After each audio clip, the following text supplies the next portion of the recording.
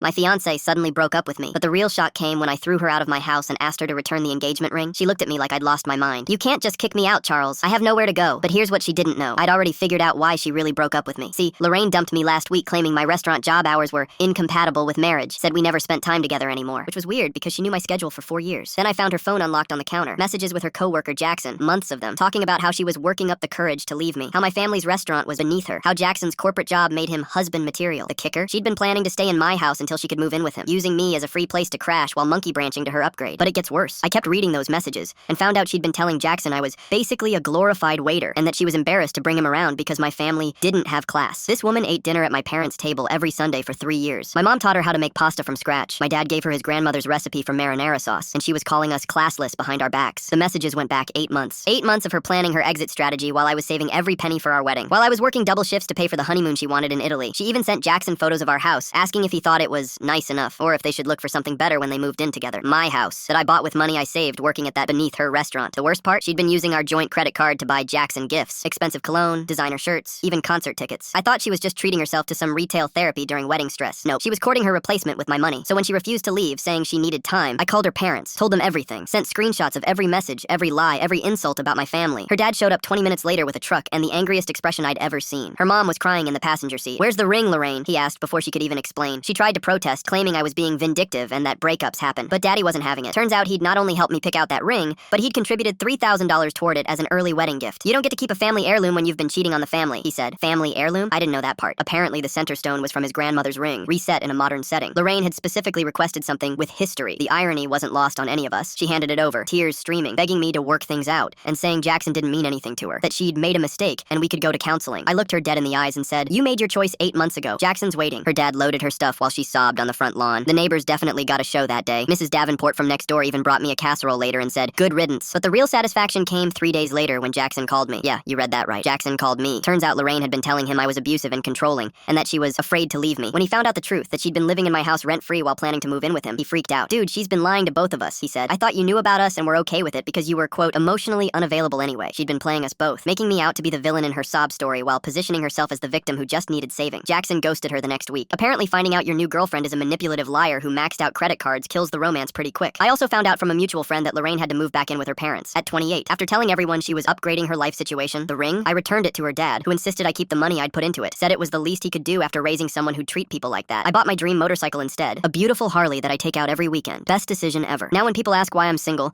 I just rev the engine and ride away. The freedom feels incredible after 4 years of walking on eggshells around someone who secretly despised everything about my life. Sometimes the trash takes itself out, but occasionally you have to help it find the curb.